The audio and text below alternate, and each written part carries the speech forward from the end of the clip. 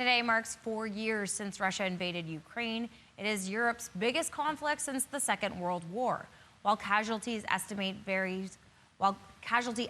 vary widely, Russia's total casualties are just over 1.25 million, with 325,000 deaths. Joining us to talk about the anniversary is Robert Huish, an associate professor of international development studies at Dalhousie. Good morning, Robert. Hi, Brianne. All right, so we've asked you this every anniversary. Do you think the conflict would be going on 4 years later? No, and the answer remains, who would have thought that we'd be in this situation? The very opening salvo of attacks, many thought that Ukraine would fold quickly and it would be over and out. And here we are 4 years later, and now you have President Vladimir Zelensky saying that Russia is essentially taking the world into World War III. He was quoted that to the BBC just the other day. And 4 years into it, we're seeing that it's almost an impossible situation for any victory to come out of this. The first problem is on the Russian side, right? That there's so much that Putin has put into the war effort in Russia. About 8% of the gross domestic product there is going to the war effort. So now Mr. Putin needs to keep that going because the rest of the Russian economy is in tatters. But he's got really very little to show for it. The casualties that you just mentioned there are catastrophic. There's no other nation, no other major power in the world that's taken that loss of life and has remained standing since World War II.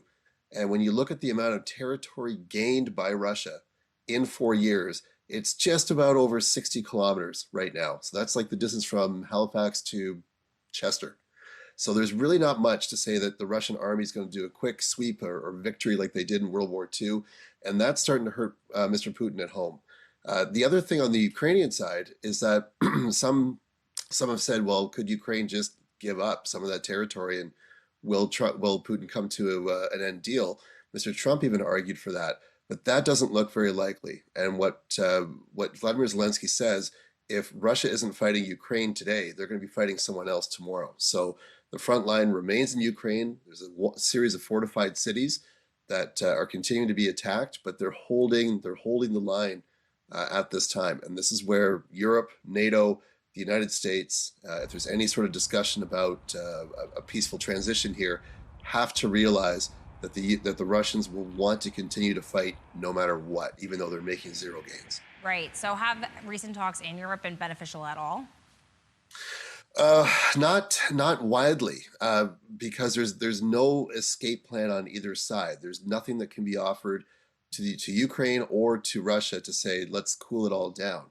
And the other factor is that you continue to see Mr. Putin start to attack civilian infrastructure like power grids. He put hundreds of thousands of people in Ukraine out of power for months when temperatures were minus 25. So if you can imagine that, cities like Calgary or Edmonton just being put into deep freezes for that time. And that's a strategy of trying to put as much pain on a civilian population as possible. So when you have one side of the debate, one side of the table saying, we want peace, we want to end it, but at the very same time they're inflicting civilian suffering, it's really hard to come to sort of any negotiation on that. It's going to continue to be a war of attrition. Which country, which side is going to run out of finances and support before this comes to a close?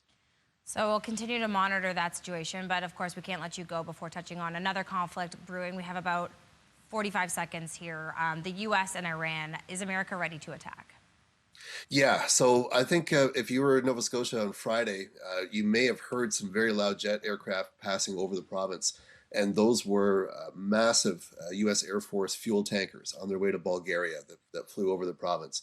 There's staging ground now both for air and sea all around Iran by U.S. forces, and the idea is that Mr. Trump is trying to push Iran into a deal, but again, they're lining up their entire Navy and Air Force in a way to strike Iran and keep going. And I think this is going to be a real situation to watch because Mr. Trump is not beyond bombing a foreign country. Right.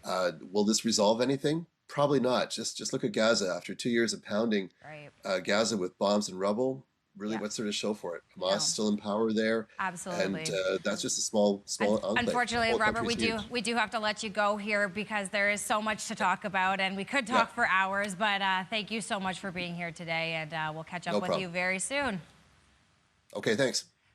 Stay with us. CTV Morning Live will be right back after.